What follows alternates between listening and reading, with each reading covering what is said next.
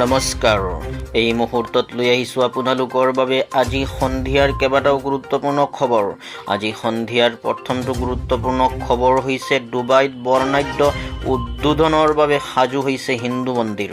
দশেৰা উৎসৱৰ পূৰ্বে সংযুক্ত আৰব আমিৰশ্বাহীৰ ডুবাইৰ ভাৰতীয় জনগোষ্ঠীয়ে ডুবাইত এটা হিন্দু মন্দিৰৰ উদ্বোধনী অনুষ্ঠানৰ সাক্ষী হ'ব।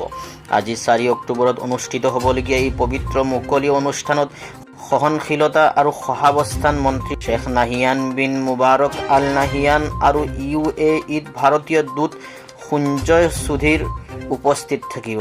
এই মন্দিৰটো 3 বছৰত নিৰ্মাণৰ কাম সম্পূৰ্ণ কৰা হৈছে। 2019 চনত UAE চৰকাৰে এই মন্দিৰৰ বাবে মাটি দান কৰিছিল। মন্দিৰ কৰ্তৃপক্ষই জনোৱা মতে সকলো ধৰ্মৰ লোককে মন্দিৰটো চাবলৈ আমন্ত্ৰণ জনোৱা হৈছে। আজি সন্ধিয়াৰ পৰৱৰ্তী গুৰুত্বপূৰ্ণ বাতৰিটো হৈছে নৃশংস হত্যাকাণ্ড। জম্মু কাশ্মীৰত IPS বিষয়াক হত্যা কৰি জ্বলাই দিলে মৃতদেহ। জম্মু কাশ্মীৰত এক চাঞ্চল্যকৰ ঘটনা সংঘটিত হৈছে। জম্মু আৰু কাশ্মীৰৰ কাৰাগাৰৰ DGP হেমন্ত লোহিয়াৰ ৰহস্যজনকভাৱে মৃত্যু হৈছে। নিজৰ বাসগৃহতে হেমন্ত লোহিয়াক নিৰ্মমভাৱে হত্যা কৰা হয়। তেওঁৰ ডিংগি কাটি তেওঁক হত্যা কৰা হৈছিল। কেৱল এয়াই নহয়, তেওঁৰ শৰীৰত আঘাতৰ চিনো পোৱা গৈছে। সন্দেহযুক্ত অভিযুক্তজনে 57 বছৰীয়া লোহিয়াৰ মৃতদেহটো জ্বলাই দিয়াৰ চেষ্টা কৰিছিল। ইয়াৰ পিছত আৰক্ষীৰ অনুসন্ধানত প্ৰকাশ পাইছিল যে তেওঁক হত্যা কৰা হৈছে। আৰক্ষীয়ে তেওঁৰ ঘৰুৱা সেৱক য়াছিৰক হত্যাৰ সন্দেহ কৰিছে, কিন্তু সেৱকজন বৰ্তমান পলাতক অৱস্থাত আছে। আজি সন্ধিয়াৰ পৰৱৰ্তী গুৰুত্বপূৰ্ণ বাতৰিটো হৈছে অতিকৈ লজ্জাজনক।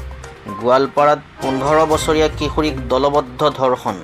ৰাজ্যৰ চাৰিওফালে দুৰ্গা পূজাক লৈ উৎসাহ উদ্দীপনা দেখিবলৈ পোৱা গৈছে, কিন্তু সেই দুৰ্গা পূজাৰ মাজতে অসমত এক লজ্জাজনক ঘটনা সংঘটিত হৈছে।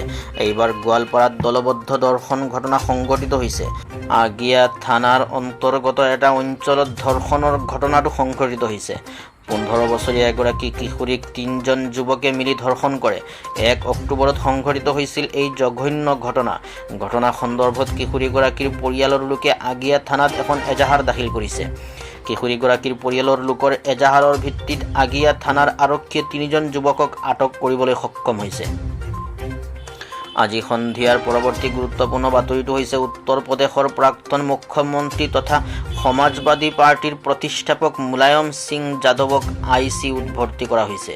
উত্তৰ প্ৰদেশৰ প্ৰাক্তন মুখ্যমন্ত্ৰী তথা সমাজবাদী পাৰ্টিৰ প্ৰতিষ্ঠাপক মুলায়ম সিং যাদৱৰ স্বাস্থ্যৰ অৱস্থাৰ আৰু অধিক অৱনতি ঘটাত দেওবাৰে তেওঁক গুৰুগ্ৰাম মেদান্ত হাস্পাতালৰ ICUত ভৰ্তি কৰোৱা হয়। বিগত কেইবাদিন ধৰি চিকিৎসালয়ত চিকিৎসাধীন হৈ থকা মুলায়ম সিং যাদৱৰ শাৰীৰিক অৱস্থাৰ অৱনতি ঘটাত তেওঁক ICU ৱাৰ্ডলৈ বদলি কৰা হয়। বৰ্তমান সময়ত মুলায়মৰ শাৰীৰিক অৱস্থা সংকটজনক বুলি কোৱা হৈছে। উল্লেখ্য যে যোৱা 3 মাহত দুবাৰকৈ উত্তৰ প্ৰদেশৰ প্ৰাক্তন মুখ্যমন্ত্ৰীগৰাকীক চিকিৎসালয়ত ভৰ্তি কৰোৱা হৈছিল।